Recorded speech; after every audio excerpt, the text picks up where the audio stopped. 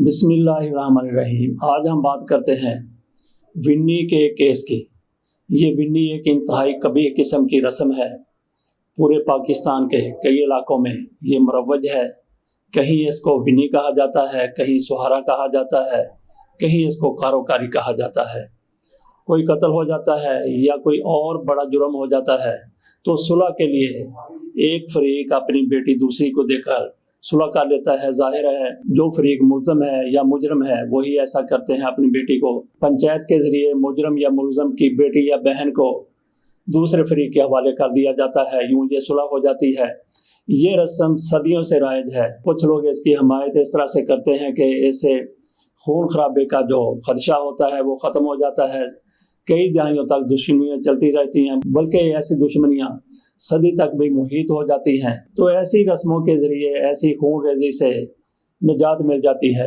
Vinny सुहारा कारोकारी कब शुरू हुई, इसके क्या मुज़र असरात हैं और इसकी कुछ लोग क्यों हमायत करते हैं, इस पर हम एक मुकम्मल रिपोर्ट अलग से बनाएंगे।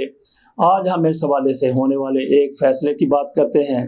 ये मामला था भवाना ज़िला फैसलाबाद का। हुआ ये कि वहाँ पे नवाज ने फराज को कत्ल कर दिया। मुकदमा चलना था। इसी दौरान एक पंचायत होती है जिसमें ये फैसला किया जाता है कि नवाज अपनी बेटी का रिश्ता दूसरे फरीक को दे देगा, मकतूल फरीक को दे देगा। अगर बेटी का रिश्ता नहीं देना तो फिर ये 10 लाख रुपया मकतूल के खानदान को अदा करेगा। नवाज के खानदान की तरफ से ये कहा गया कि हम बेटी का रिश्ता नहीं देते, 10 लाख रुपया अदा कर देते हैं। उन्होंने कहा ठीक है। यही पंचायत में फैसला हुआ था। लेकिन वहाँ पे मुल्ज़म के एक रिश्तेदार ने एक चेक लिखकर मकतूल पार्टी के हवाले कर दिया। तो यूं पंचायत के दौरान इन लोगों की सुलह हो गई, मामला रफा दफा हो गया।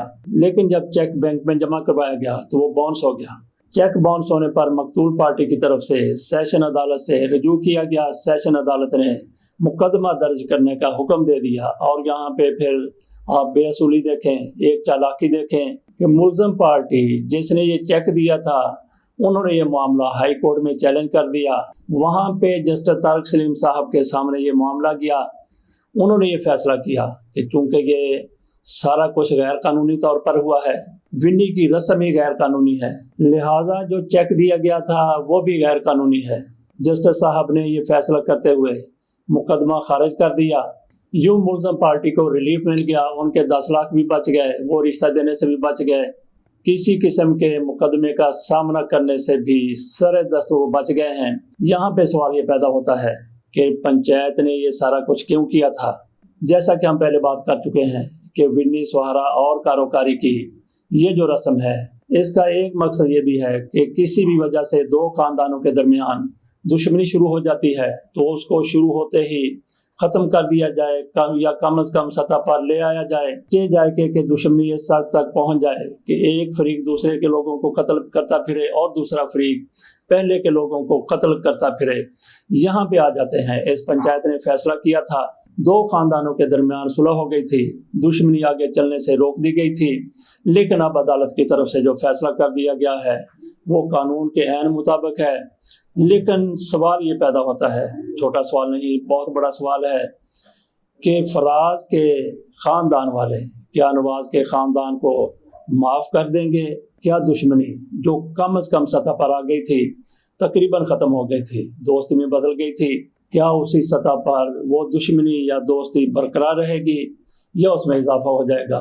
या दो ख़ानदान फिर से एक दूसरे के साथ इस तरह से टकराएंगे कि ना सिर्फ दुश्मनी आगे बढ़ेगी बल्कि खून रेजी होती रहेगी। अदालतों के फैसले बिल्कुल कानून के मुताबिक हैं। जस्टिस तारिक सलीम साहब का फैसला ज़बरदस्त है, बहुत अच्छा है। लेकिन इस फैसले में बहुत से मुज़म्मरात को नज़रअंदाज किया गया है जो एक खून रेजी की तरफ जाता हुआ नज़र आ रहा है। अदालतों की तरफ से ऐसे फैसले काबिल तहसीन हैं, लेकिन अदालतों की तरफ से ये भी एहतमाम किया जाना चाहिए कि जिन मकासद के लिए ये विन्नी हुई थी, सुहारा हुआ था या कारोकारी हुई थी, क्या वो मकासद ना सिर्फ अधूरे रह जाएंगे बल्कि एक नई दुश्मनी को जन्म तो नहीं देंगे। इसके साथ ही इजाज़त दीजिए। अल्लाह हाफ़िज़।